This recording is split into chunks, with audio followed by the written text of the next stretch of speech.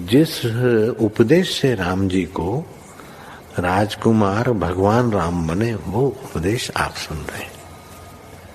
कितना ऊंचा ग्रंथ है। इसको वाल्मीकि रामायण भी बोलते, योग वशिष्ठ महारामायण भी बोलते। राम तीर्थ ने इसी का बार बार अध्ययन किया था। ये आप भी शांत हो जाएंगे परमात्मा में, और दूसरों को भी शांति देने की क्षमता देने वाला ये सदग्रंथ है। इसको वेदांत का सिद्धांत ग्रंथ बोलते हैं। दूसरे होते प्रक्रिया ग्रंथ। ये करके फिर कब वो आचार्य बनो तब समझो, ये तो थोड़ा पढ़ो और फिर वही सिद्धांत की बात। तो बार बार योग वशिष्ठ महारामायण विचारने योग। ओम श्री सद्गुरु परमात्मने नमः। श्री वशिष्ठ जी बोले, ही राम जी, जब तक वह अकृत्रिम आनंद नहीं प्राप्त हुआ और उस परम पद में विश्राम नहीं पाया, तब तक शांति नहीं प्राप्त होती। हे राम जी, वह पद निर्गुण, शुद्ध, स्वच्छ और परम शांत है। जब उस पद में स्थिति होती है तब परम समाधि हो जाती है। जब ऐसे पद को जीव प्राप्त होता है तब उसको वासना के उत्थान काल में भी आत्मा ही भासित होता है, द्वैत नहीं दिखता। तब समाधि से उत्थान कैसे हो? ऐसा कोई समर्थ नहीं कि उसको उस समाधि से उतारे। जब ऐसा पद प्राप्त होता है तब संसार नीरस लगता है। हे राम जी, जब तक मनुष्य मूर्तिवत नहीं होता तब तक विषय का त्याग करे, और ऐसी दशा हो, जब ऐसी दशा हो तब कुछ कर्तव्य नहीं रहता, त्याग करे अथवा न करे।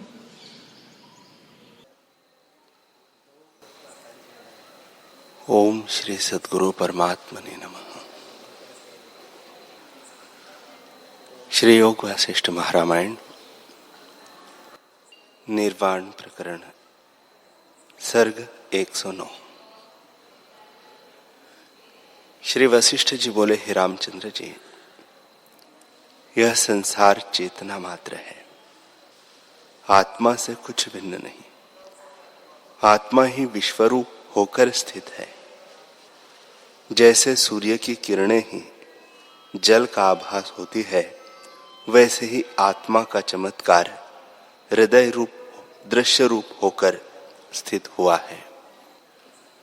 जैसे संकल्प और संकल्प करने वाला भिन्न नहीं, और आकाश ही भ्रम से मोती की माला होकर भासित होता है, वैसे ही आत्मा ही दृश्य रूप होकर भासित होता है।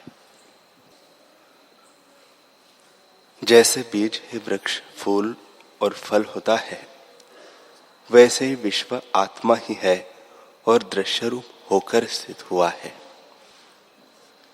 जैसे जल के तरंग जल ही है, वैसे ही विश्व आत्मा ही है। हे रामचंद्र जी, चिदावली, जीव, अहंकार, बुद्धि, प्राण, इंद्रिय, देह, विश्व, आकाश, काल, दिशा, पदार्थ, सब कुछ आत्मा ही है। आत्मा से भिन्न कुछ नहीं। ऐसे विश्व को अपना स्वरूप जानो। जैसे सूर्य का प्रकाश सूर्य ही है, वैसे ही तुम जानो कि सब मैं ही हूं। जो ऐसे न जान सको तो ऐसे जानो कि देह भी जड़ है, इंद्रियों से पालित है। वह देह मैं नहीं हूं, इंद्रियां भी मैं नहीं, क्योंकि प्राण इंद्रियों का सार है। जो प्राण न हो तो इंद्रियां किसी काम की नहीं। प्राण भी मैं नहीं, क्योंकि प्राण का सार मन है। जो मन मूर्छित होता है और प्राण यानी श्वास आते जाते भी है, तो भी किसी काम के नहीं। मन भी मैं नहीं, क्योंकि मन को प्रेरने वाली बुद्धि है। जो निश्चय बुद्धि करती है मन भी वही जाता है।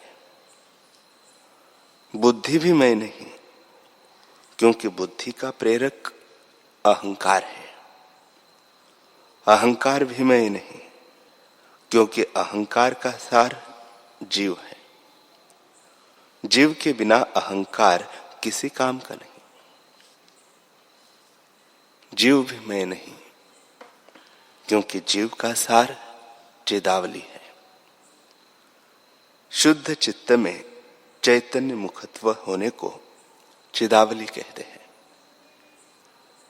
जीव संज्ञा से प्रथम ईश्वर भाव चिदावली भी मैं नहीं, क्योंकि चिदावली का सार चिन्ह मात्र है और वह अद्वितीय निर्विकल्प स्वरूप है। यह सब अनात्म भ्रम से सिद्ध हुए हैं। मैं केवल शांत रूप आत्मा हूं। हे रामचंद्र जी, जो तुम्हारा वास्तव स्वरूप है वही होकर रहो। उससे भिन्न अनात्म में अहम प्रतीति को त्याग दो। तुम देह से रहित निर्विकार हो। तुम में जन्म मरण आदि कोई विकार नहीं और तुम शांत रूप ज्यों की त्यों स्थित हो। तुम कभी स्वरूप से और नहीं हुए, उसी स्वरूप में स्थित होकर रहो। श्री वशिष्ठ जी बोले, हे रामचंद्र जी, आत्मा चिन्मात्र से बढ़कर और सार कुछ नहीं। उसी में स्थित रहो जिससे सब ताप मिट जावे। हे रामचंद्र जी, सर्वत्र आत्मा ही स्थित है। जैसे बीज ही फल फूल होकर स्थित होता है, वैसे ही सब कुछ आत्मा में ही स्थित है। तब निषेध और त्याग किसका करिए? इतना कहकर वाल्मीकि जी बोले, हे शिष्य, वशिष्ठ जी के वचन सुनकर राम जी प्रसन्न हुए। जैसे कमल सूर्य को देखकर खिल जाता है, वैसे ही राम जी की बुद्धि वशिष्ठ जी के वचन रूपी सूर्य से खिल उठी। तब वह बोले, हे भगवान, सर्वधर्मज्ञ, आपकी कृपा से अब मैं जागा। बड़ा आश्चर्य है कि आत्मा सर्वदा अनुभव रूप और अपना रूप आप है, पर उसके प्रमाद से मैंने इतने काल तक दुख पाया। अहंता और ममता रूपी बड़ा बोझ जो सिर पर था, उससे मैं दुखी था। जैसे किसी के सिर पर पत्थर की शिला हो और ज्येष्ठ आषाढ़ की धूप में वह पैदल चले तो दुख पाता है, और जो उसके सिर से कोई उस शिला को उतार ले और छाया में बैठावे तो बड़े सुख को प्राप्त होता है। वैसे ही अज्ञान रूपी धूप में अहंता ममता रूपी शिला के बोझ से मैं दुखी था। आपने वचन रूपी बल से उस शिला को उतार लिया है और आत्म रूपी वृक्ष की छाया में विश्राम कराया है। हे भगवान, अब मुझे शांति पद प्राप्त हुआ है और मेरे तीनों ताप मिट गए हैं। अब जो सुमेरु पर्वत का भार भी आ पड़े तो भी मुझे कोई कष्ट नहीं। अब मेरे सब संशय निवृत्त हुए हैं। जैसे शरद काल का आकाश निर्मल और स्वच्छ रूप होता है, वैसे ही राग द्वेष रूपी मेरा द्वंद्व नष्ट हो गया। अब मैं अपने स्वभाव में स्थित हूं। परंतु एक प्रश्न है, कृपा करके उसका उत्तर दीजिए। महापुरुष बारंबार प्रश्न करने से बुरा नहीं मानते। हे भगवान, आप कहते हैं कि सब ब्रह्म ही है, तो शास्त्र का यह विधि निषेध और उपदेश किसके लिए है कि यह कर्म कर्तव्य है और यह कर्म कर्तव्य नहीं। श्री वशिष्ठ जी बोले, हे रामचंद्र जी, आत्मा से भिन्न कुछ नहीं, विश्व भी उसका चमत्कार है। जैसे समुद्र में पवन से नाना प्रकार के तरंग उठते हैं पर जल से भिन्न नहीं, वैसे ही चैतन्य आत्मा में अहम भाव को लेकर चैतन्य मुखत्व उपजा है। उससे देश काल वस्तु बन गए हैं और शास्त्र निकले हैं। फिर फुरने से उसके दो रूप हुए हैं, एक विद्या और दूसरा अविद्या। उसमें विद्या रूप जो जीव है वे ईश्वर कहते हैं, और अविद्या रूप जीव है जिनको अपने स्वरूप में अहम प्रत्यय वास्तव रहा है, वे ईश्वर है। जिनको स्वरूप का प्रमाद हुआ और जो संकल्प विकल्प में बहते हैं, वे जीव दुखी है। हे रामचंद्र जी, इतनी संज्ञा फुरने में हुई है तो भी आत्मा से कुछ भिन्न नहीं। जैसे एक ही रस फूल, फल और वृक्ष हुआ है, रस से भिन्न कुछ नहीं। आत्मा रस की तरह भी परिणाम को नहीं प्राप्त हुआ। फिर फुरने से ईश्वर, जीव और विद्या विद्या हुए, आत्मा में कुछ नहीं। हे रामचंद्र जी, जिनका संकल्प आदि भौतिक में दृढ़ नहीं हुआ, वे जीव हो शीघ्र ही आत्मपद को प्राप्त होते हैं और उनको आत्मा का साक्षात्कार भी शीघ्र ही होता है। जिनका संस्कार आदि भौतिक में दृढ़ हुआ है, वे चिरकाल में आत्मपद को प्राप्त होते हैं। आत्मपद की प्राप्ति बिना वे दुख ही पाते हैं। जिनको आत्मपद की प्राप्ति होती है, वे सुखी होते हैं। हे रामचंद्र जी, ज्ञानी और अज्ञानी के स्वरूप में और कुछ भेद नहीं, केवल सम्यक और सम्यक दर्शन का भेद है। हे रामचंद्र जी, विद्या भी दो प्रकार की है, एक ईश्वरवाद और दूसरा अनिश्वरवाद है। जो ईश्वरवादी है वे तुरीय पद को प्राप्त होते हैं, और जो अनिश्वरवादी है उनको जब ईश्वर की भावना होती है तब वे शास्त्र और गुरु द्वारा ईश्वर को प्राप्त होते हैं। ईश्वरवादी भी दो प्रकार के हैं, एक वे जो और वासना त्याग कर ईश्वर परायण होते हैं, वे शीघ्र ही ईश्वर को प्राप्त होते हैं। आत्मा ही ईश्वर है जो सबका अपना रूप है। दूसरे प्रकार के जीव ईश्वर को मानते हैं पर उनकी वासना संसार की ओर होती है। वे चिरकाल में आत्मपद को प्राप्त होते हैं। अनिश्वरवादी भी दो प्रकार के हैं, एक कहते हैं कि कुछ होगा, उनको होते होते की भावना से शास्त्र और गुरु के द्वारा आत्मपद की प्राप्ति होगी। दूसरे कहते हैं कि कुछ नहीं है, उनको चिरकाल में जब आस्तिक भावना होगी तब वे आत्मपद को प्राप्त होंगे। हे रामचंद्र जी, उनके निमित्त विधि और निषेध कहे हैं कि शुभ कर्म को अंगीकार करो और अशुभ कर्म त्यागो। उससे जब अंतःकरण शुद्ध होगा तब आत्मपद की प्राप्ति होगी। जो विधि निषेध शास्त्र न कहे तो बड़ा छोटे को खा जाए। इस निमित्त शास्त्र का दंड है। हे रामचंद्र जी, स्वरूप से किसी को उपदेश नहीं, भ्रम में उपदेश है। जिस पुरुष का भ्रम निवृत्त हुआ है वह फिर मोह में नहीं डूबता। जैसे जल में डूबा फिर नहीं डूबता, जिसका चित्त वासना से घिरा हुआ जन्म मरण के चक्कर में पड़ा है उसका इस संसार से निकलना कठिन है।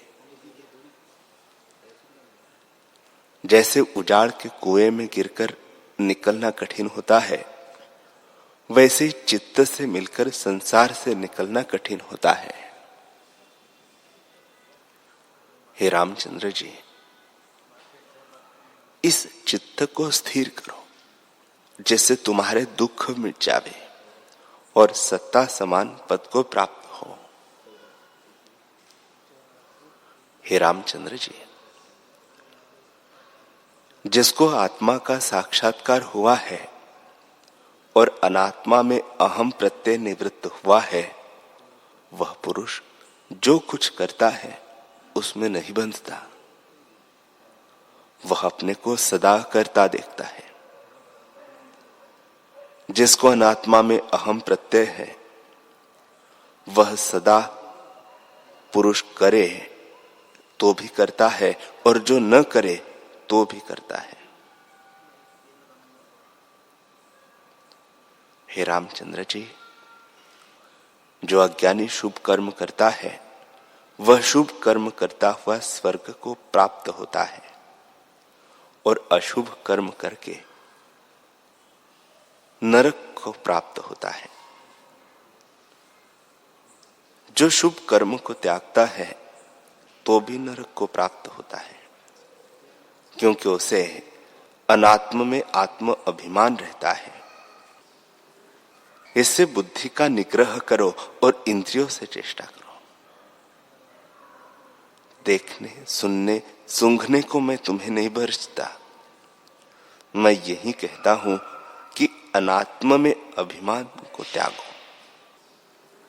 जब अनात्म के अभिमान को त्यागोगे तब शांत पद को प्राप्त होंगे।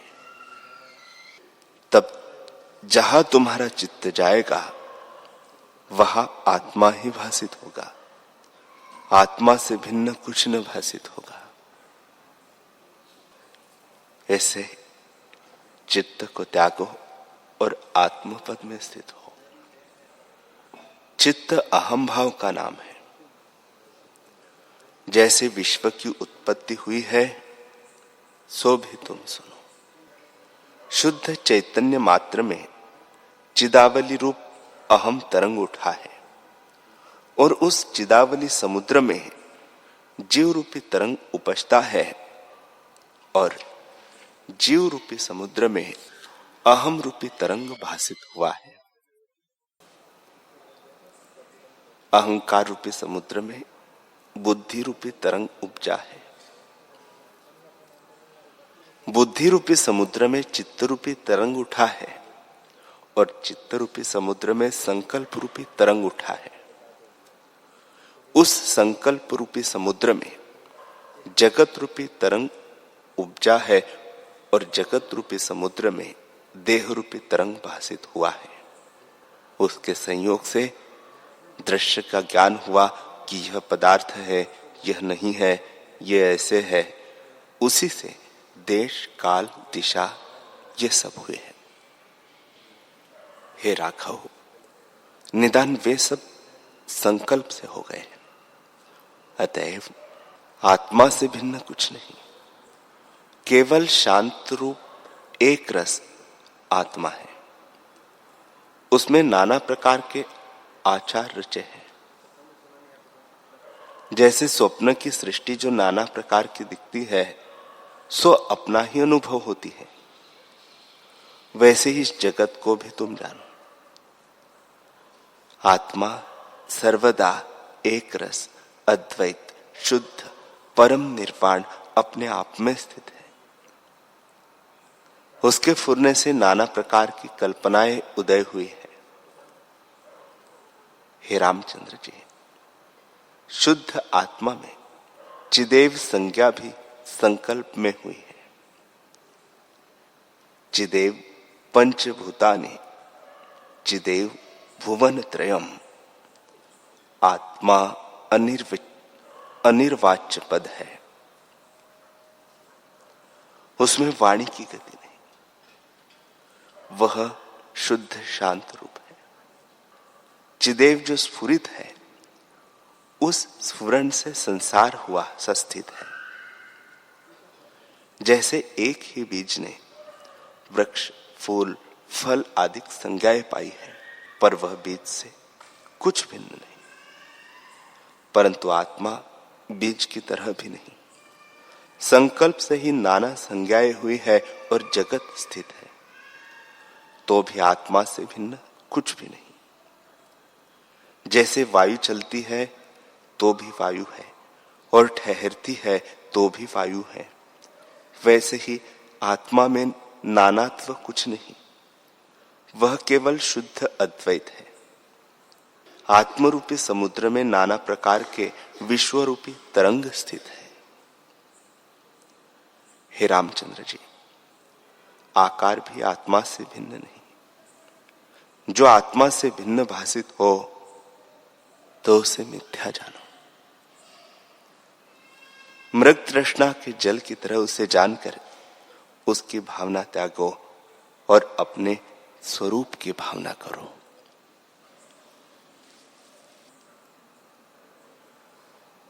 हरि ओम,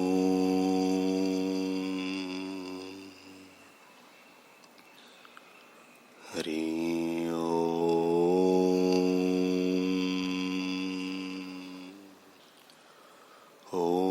सहना भवतु, सहनौ भुनक्तु, सह वीर्यं करवावहै, तेजस्विनावधीतमस्तु मा विद्विषावहै। ओम शांति शांति शांति। श्री सद्गुरुदेव भगवान की